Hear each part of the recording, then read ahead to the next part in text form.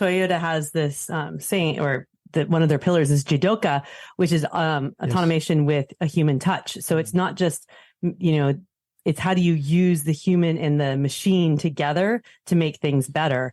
It's not just making things, machine-based or automatic or AI, whatever it is, but it's how do we integrate those two for the best efficiency.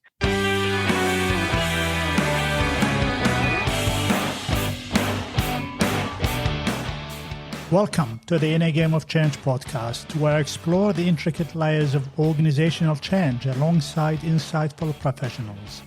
I am your host, Ali Juma, and this is the Inner Game of Change podcast. Joining me today is Katie Anderson, an award-winning author, an internationally recognized leadership consultant, speaker, and above all, a passionate learning enthusiast. Katie's work has been pivotal in empowering organizations to foster a culture of learning and accelerate their impact in the ever-evolving landscape of organizational change. A firm believer in the power of continuous learning as a catalyst for extraordinary outcomes, Katie shares her insight on how our attitude towards learning based on her book, Learning to Lead, Leading to Learn.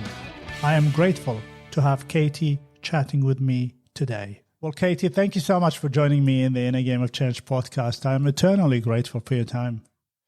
Thank you. I'm really excited to be here and to dive into our shared passion about learning and leadership. Thank you so much. Wonderful topic and very prominent as well. But before we get into this rabbit hole of learning, it will be fantastic to give my audience an idea about who you are and what you do. Absolutely. Well, first and foremost, I consider myself a learning enthusiast. Like you, I have the learning has always been sort of the connecting part of my whole life. I'm now a consultant, best-selling author of the book Learning to Lead, Leading to Learn, a speaker, and a coach. But I came through this journey in a bit of a circuitous pathway. I came from working in healthcare policy, which actually led me to Australia for 4 years as a Fulbright scholar, where I got my master's degree.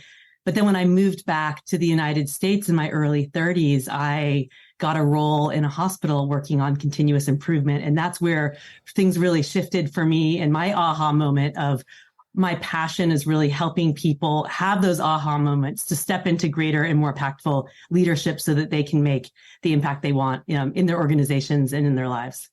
So your book, Katie, is Learning to Lead and Leading to Learn. What is the correlation between leadership and learning? Well, I like to call it a chain of learning where really, we have to have a mindset first of learning how to be leaders, because that doesn't necessarily come naturally. Yep. We have concepts of what it means to lead, but it also means we often have to let go of habits that maybe aren't as helpful. And then if we really want to create impact in organizations, the world, we really need to be leading with a learning mindset and to help others learn how to lead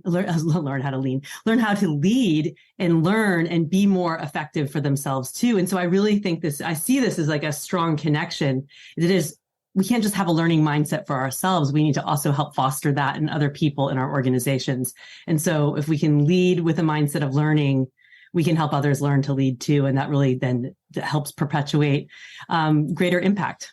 Katie, I'm really curious about the principle of a mindset. I was thinking about this recently where we were working on a strategy and then they were talking about mindset. And then in my head, I was thinking, what the hell is a mindset? And how do you nurture a mindset? I mean, it's easier said than done. Would you agree with that? I think it's both having a mindset, but also then putting it into practice. I've actually been exploring this topic a lot recently on my own podcast called Chain of Learning with both author Carol Dweck, who was the one who originated this concept of a growth mindset versus a fixed mindset. But then also how we can we first have to have that awareness and that sort of mental state of being, of how we want to show up in the world. And I actually call this like our intentions. But then we also have to manifest it through our actions. So it's both like, how do we create that perspective for ourselves about who we want to be and how we want to show up and how we engage with the world. And then we also have to do it. I've got a feeling, and I'm talking from my own experience. Sometimes to get to that mindset, you're going to have to just start doing the doing first. Then the learning will happen. Then it's that cycle. Have I got this close to right?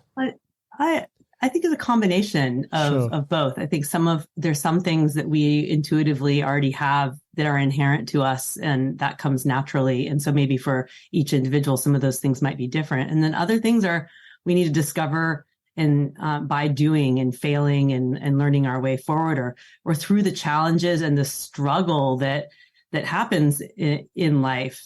And then how do we pass on those experiences to others to give them a space for that learning by doing as well? Because we can only be told so much, right? There's knowledge that we gain, but it's really our experience that creates that wisdom and that real, genuine, deeper sense of knowledge. I want to come back to that wisdom because it's a topic that I really would like to explore, and I've been reading a lot about it. Some people call it wisdom experience. But before we get into that, you've written your book, which is sort of a collaboration and a journey with Mr. Isao Yoshino. Talk to us about this journey and why Isao. Yes. So back in 2015, I had the opportunity for my husband's job, for our family to move to Japan. And as I've already mentioned, I'm a bit of an international person, having lived in now 7 countries around the world. And so I was incredibly excited by this chance to go immerse myself of living in Japan, studying the Japanese language, of course, as a lifelong learner. Yes. That was something I did too.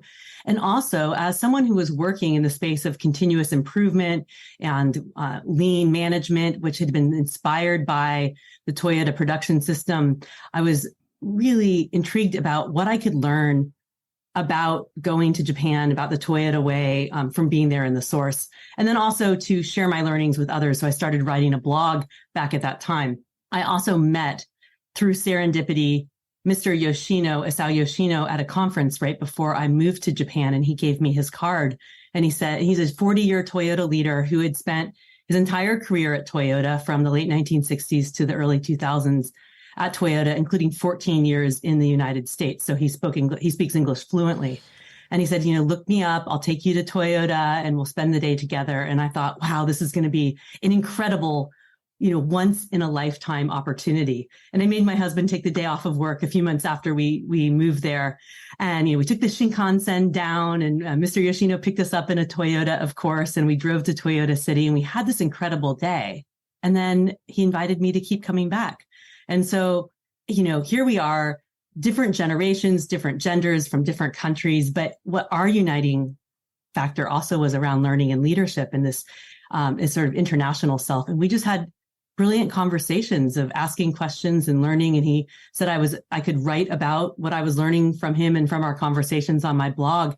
And that became sort of the beginning of what later was sparked an idea of let's collaborate on a bigger project together several years later after I'd moved back to the United States.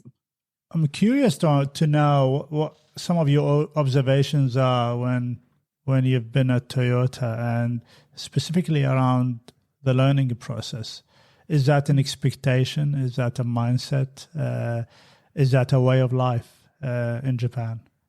Yeah, so, that was actually one of my most, the questions the most on my mind when I started spending time with Mr. Yoshino and visiting other, Toyota suppliers and really understanding where this Kaizen mindset came from. Yeah. And he kept saying to me, there's no secret to Toyota. There's no secret. And as you know, from having read the book, the opening quote, the opening line that I use is, the only secret to Toyota is its attitude towards learning. Yeah. And then he went on to say one time to me, well, we don't even notice and we take it for granted.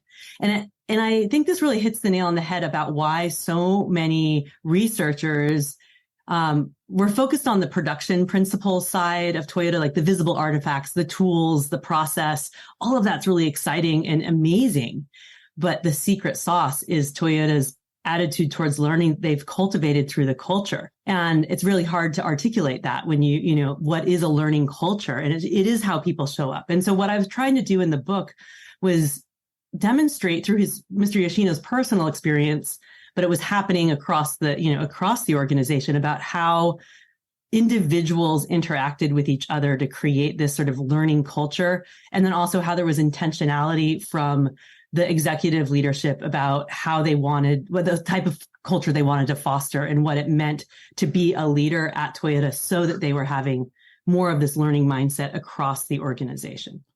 And Katie, have you noticed that across different generations in there and in Japan? The reason why I'm asking this question, the leading question will be around, the new generation now, especially in the West. They will be leading the world in 15, 20 years. How do you see that learning experience and learning mindset playing out?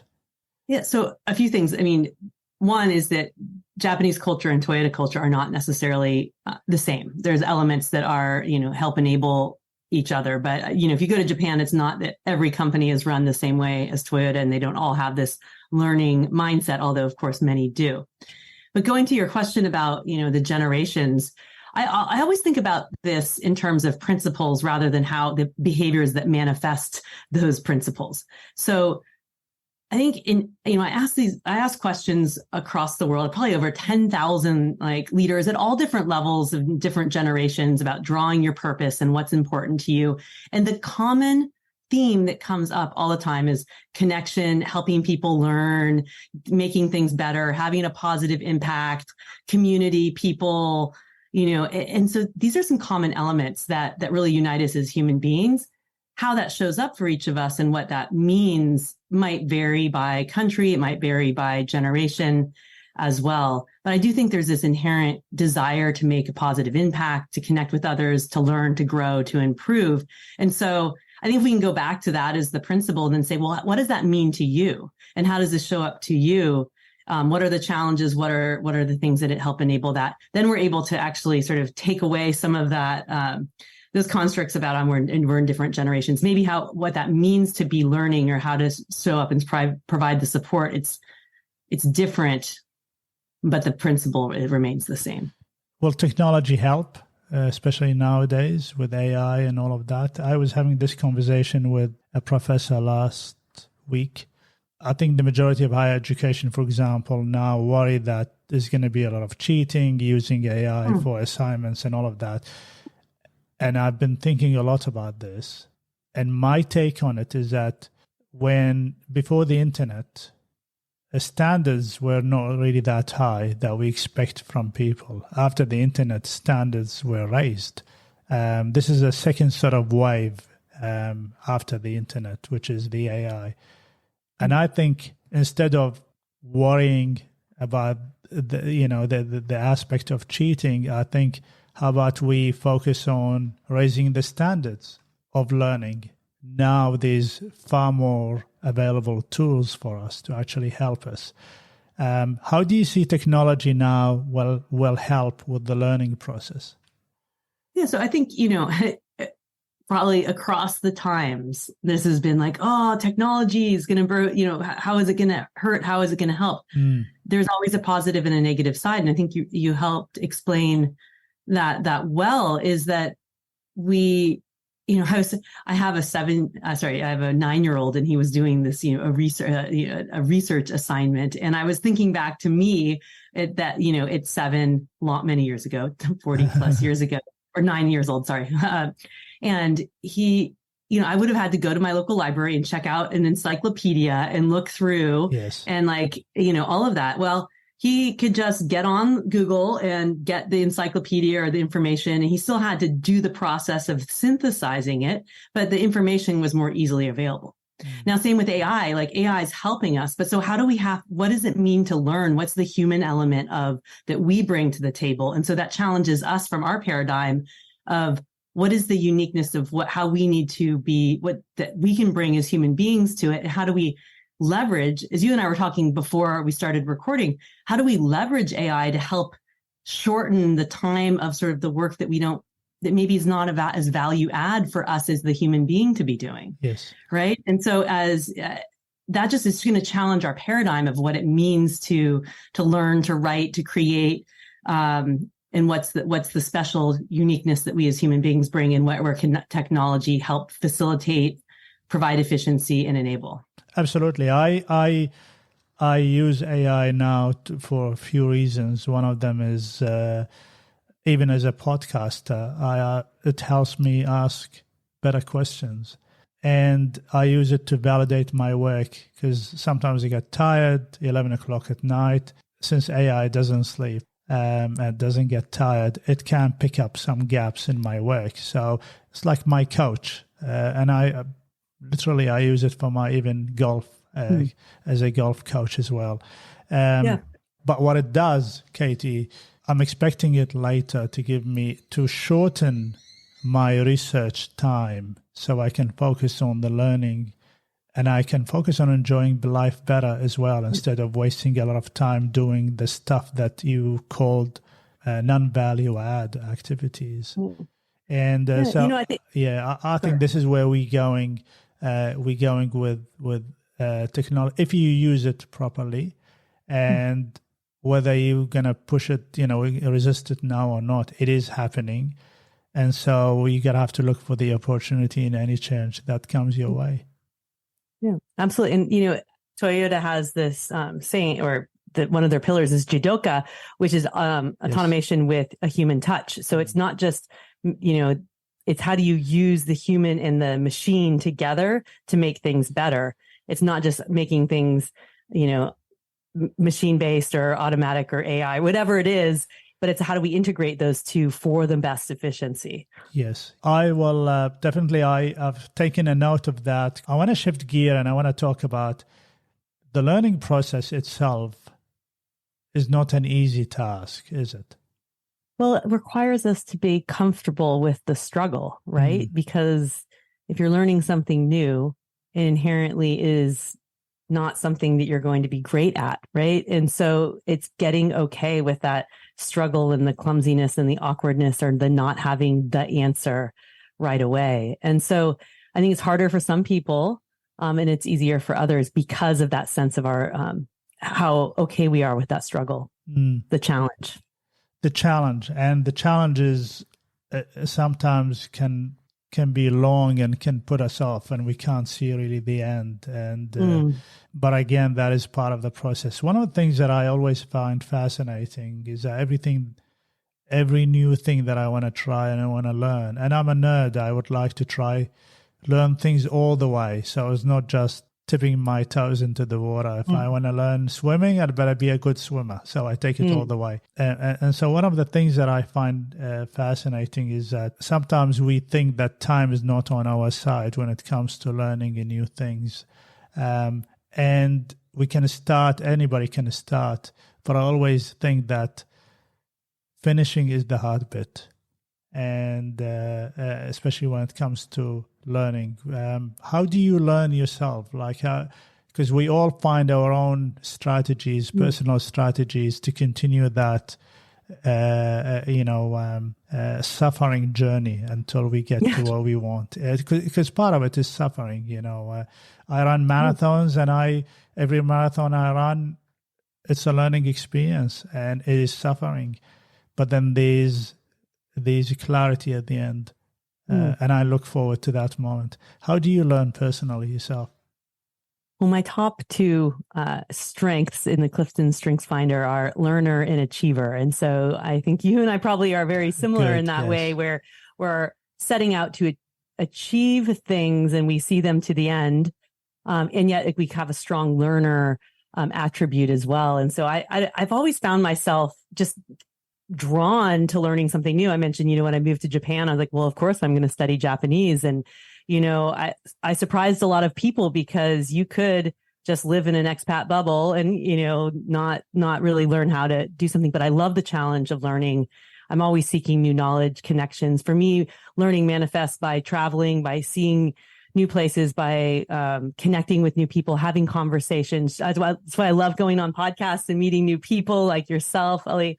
And the learning's also being willing to try something new, like I just started my podcast, Chain of Learning, and I'm learning some of the back end. It's, I'm comfortable having conversations with people, but, there's a learning process about the process of putting together and putting out your podcast. And I just dive into those things, and you have to know that it's not going to be perfect right away. But for those things that are really important, how do you have that goal for yourself and continue forward? I don't know if I think maybe it's a hard question for me to answer because it is so inherent to me and sort of my DNA, in that same way that, the only secret to Toyota's attitude towards learning. It's just sort of how I show up in this world. And I can't imagine not seeking out new knowledge, new experiences, and new connections. Sometimes and this might sound a bit philosophical, and if I don't learn, I think I suffer more. So that's sometimes I look at it and that is an uneasy situation for me. So that's one. And the second thing is that you're going to have to accept that the moment you decide to go into a learning process, you will be vulnerable. You will be out there. Like I shared my podcast story with you. When I put a podcast out there, I am there, and I am naked in my thoughts, and I'm sharing them. And then I've got millions of people that can listen to this, and then they can criticize the hell out of me. I am having a go, and I know it's not comfortable. Yes. As you're speaking, I was reflecting on something else that's so critical to the process of learning. And that's that willingness to reflect and to study and to learn, because oftentimes we just keep moving forward. And, because we can maybe get so caught up in the action orientation of doing. And the learning happens when we take those moments out to say, okay, what did we expect to happen? How did it actually happen? What do we need to do differently there? You speak to professional athletes who have really achieved a lot in their sports life. They do reviews of their plays, day after day. They go back and they learn. They will say, what are they going to do differently? It's the same thing with us, as no matter what we're doing. And I think one of the challenges in the business world in particular is that we get caught in this firefighting culture of busyness. I don't have time to slow down. And so we just are just continuing to move forward and not learning. And this is the real risk for organizations of, failing to actually truly be learning organizations, that they're just doing organizations, but they're not actually getting better at getting better. I am doing learning workshops, basically me offloading what I know about certain topics to people, and I make it in a very practical way. It's not a lot of theory. Talk about it. I use a lot the blended learning. I give the principle and have a go, and then only through the having a go we will discuss the learning process. It's quite fascinating that when you talked about the doing culture, there were a group of people that really wanted me to help them with quite a few things. And so I planned a schedule for 3 months, and it was it was a 45-minute every 2 weeks, every fortnight. Attendance rate is 20%. And the excuse is that we are busy. But I don't have time. I don't have time to come to this session. I'm thinking, but you need that. This is like a sports person want to win, a game, but then they don't go to training. So I don't, and I think that is a leadership problem. I agree. Although it is a mutual responsibility, I strongly believe in individual responsibility, but it is a leadership problem. Back to Toyota, how do you see the leaders encouraging that learning process, or actually seeing when it's not happening and nudging it into a direction? Yeah, so most of my direct experience with Toyota is through stories from Mr. Yoshino and other people who have worked there. So not me directly going in and having that experience as well, but from some anecdotes about what Mr. Yoshino's experience is. And I hear this corroborated by other, Toyota people who have been there, for, more recently than Mr. Yoshino's retirement.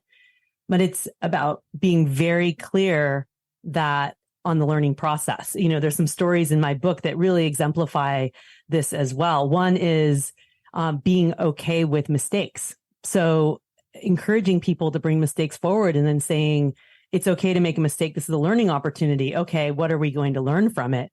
Even thanking people for making mistakes. I mean, one of the first stories I share in this book is about, Yes. Mr. Yoshimoto in his orientation made a huge mistake and 100 cars were going to have to be repainted. And his bosses not only didn't yell at him or didn't blame at him, they said, thank you for making this mistake, because this shows we have an opportunity to improve the workspace to set you up for, for success. And that's our responsibility. Other times, Mr. Yoshino, for example, was asked in his, maybe 10 years into his career at Toyota to write a report. And he knew that writing a report was about going to actually speak to people. Don't just, learn from the library or from a book. But he felt like he didn't have enough time to do that. And so, when he was presenting his report to the senior executive said, what was the process you took to get this information? He said, oh, I'm so sorry. I didn't have very much time. So I just went to the library and looked at some books. And the senior leader said, no, that's not the way we do things here. You can have another week and you can go do this properly. And he didn't mean that as a shameful way, but he said, that's not how we learn and how we put together information. So reinforcing the sort of proper way of learning from Toyota is called going to Gemba, going to the place the work actually happens, not just relying on books and information and reports. So those are just two examples of how that happens. But there's so many. I mean, that's basically my entire book is stories about how leaders are fostering a learning culture at all different levels and through generations and decades in different situations in both Japan and the US as well. We're going to put a link to your book in the podcast information, Katie. I think you mentioned the word wisdom, and I want to get back to it. And so how do you define wisdom in the workplace? Some people call it expertise, and there's a difference between experience and expertise. But let's just call it wisdom. Is wisdom, is wisdom born out of the continuous learning journey that we go through? Yes. So I see wisdom as something we can accumulate for ourselves. It's like, how do we take knowledge?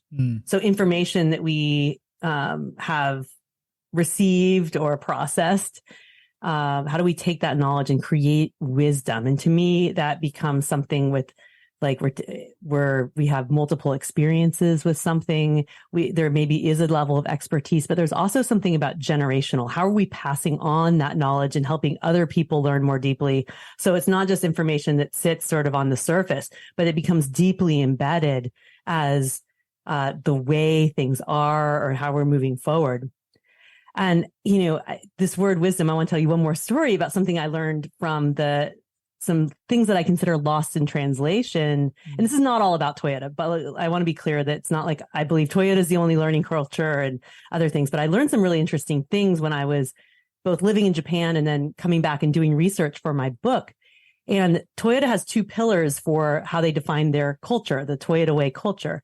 And one is a pillar called continuous improvement. And this is how they translated it for their internal document called the Toyota Way 2001. Yes. So they had two pillars: continuous improvement, as they translate it to English, and respect for people. And both were sort of translated in a way that I feel like has really lost some deeper meaning. And the pillar for continuous improvement is not just made of the word Kaizen, which into itself is usually translated just as continuous improvement, but there are two words, and this is actually in the very end of my book.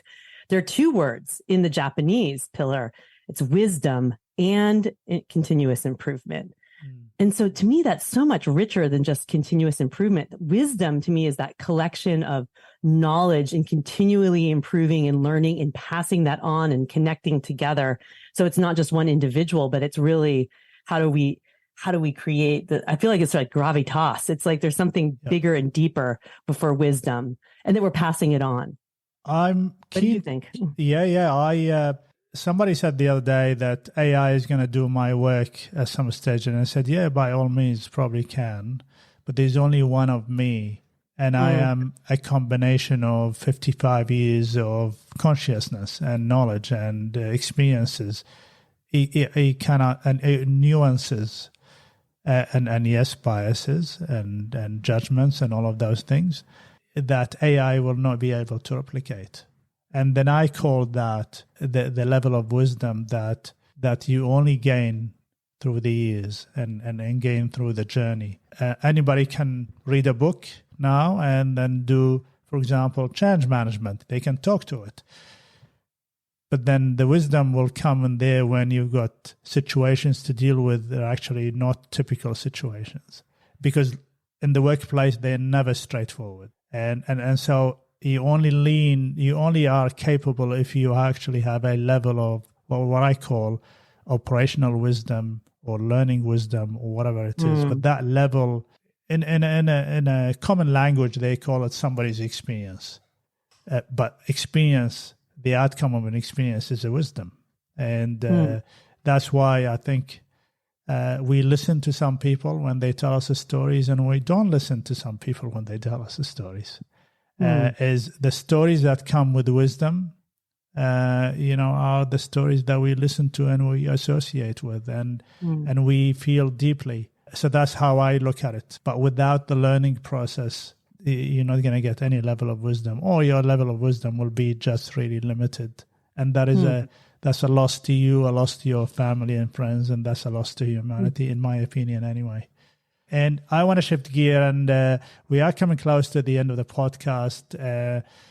What did you learn about yourself during the research for the book? Oh, so many things. One is people warn me around the process of writing a book that, you end up writing the book at least twice, the book you first think you're going to write and then the book you actually write. And so that was certainly true. I had a different, when I started, so it was learning about it wasn't learning something new, but it was just it was relearning that the process of learning in synthesis and finding the path to clarity is messy, and to be okay with that. So, originally I thought I'd structure the book as 12 leadership lessons or, some sort of number, and then have stories embedded in each. And Mr. Yoshino and actually where I was always going to write it, but it was going to be our shared separate but shared experiences. And then as I was doing the interviews, it became so clear that there was just so much richness that I needed to pivot and change. And so it's also it was the willingness to let go of a image I had in my mind of what it was going to be. And when I was able to do that, it released into so much, and then the writing actually flowed even so much better. So that was one thing I learned. Another thing I learned is really just and I knew this. So it was more of the clarity of the simplicity of the essence of what it means to learn and to lead, to create learning, and to show up with real intention. It's not complex. We make it so complex with all these tools and these frameworks and these things, but those can be enablers. But when we get stuck on those, we lose the real essence of it. And so just getting back to that real clarity, and that I really wanted to convey that to people too, as a key takeaway from the book. The path to clarity is messy. That can be a title for your next book. It's true. Yes, and don't forget to send me a free copy when you. Yeah, no, I like that one. Yeah. I'm going to write it down there. Yes, did I say that? See, maybe AI can just go through everything I've ever said and say, pull out the nuggets. You're right. Yes, and make them into an episode on their own. Yeah, do it. And look, it's been a pleasure having you, Katie. I'm thoroughly enjoying this conversation. Before I let you go, what would be your key takeaways or for us in the change management community and project management community around learning? Absolutely. It would be to focus on the process to get to the outcome, not just the outcome itself. When we focus just on that outcome or the results that we need, we sometimes lose sight of the process to get there, and therefore lose sight of the learning and the reflection that will enable us to get there faster. And the second is to build in either both as individuals and then as teams or project managers or change agents, build in the time for reflection and learning into your project plan, into the daily, weekly, monthly routine, and you will get to that endpoint better and faster. Although it feels like it's taking longer because we're not always doing. So those are two big recommendations. Focus on that study and adjust and the pause, so that we can have time for learning. That is a great place to finish this podcast. Katie, thank you so much for your time. I hope I can get you back in the future and tackle another aspect of your book. But until then, stay well and stay safe. Thank you. Well, hopefully we can get together when I'm coming to Australia at the end of February, early March 2024. And for anyone who wants to connect with me, they can get in touch with me at my website, kbjanderson.com. Follow me on LinkedIn and tune into my own podcast, Chain of Learning, available wherever you listen to podcasts. So thank you so much for inviting me here. I always love learning and conversations. Fantastic. It's been a pleasure having you, and we're going to put all your information on the podcast. Katie, until next time, stay well. Thank you. You too. Thank you. Thank you for listening. If you found this episode valuable, remember to subscribe to stay updated on upcoming episodes. Your support is truly appreciated. And by sharing this podcast with your colleagues, friends, and fellow change practitioners, you can help me reach even more individuals and professionals who can benefit from these discussions. Remember, and in my opinion, change is an enduring force, and you will only have a measure of certainty and control when you embrace it. Until next time, thank you for being part of the Inner Game of Change community. I am Ali Juma, and this is the Inner Game of Change podcast. That's great. Thank you. That was fun. Thank you so much for your time. Always so good. Well, I mean, you're my two favorite topics, leading and leadership. Learning and leadership. So, yes, the path to clarity is messy. I love it. I think that's going to be a podcast topic. I know. Yes.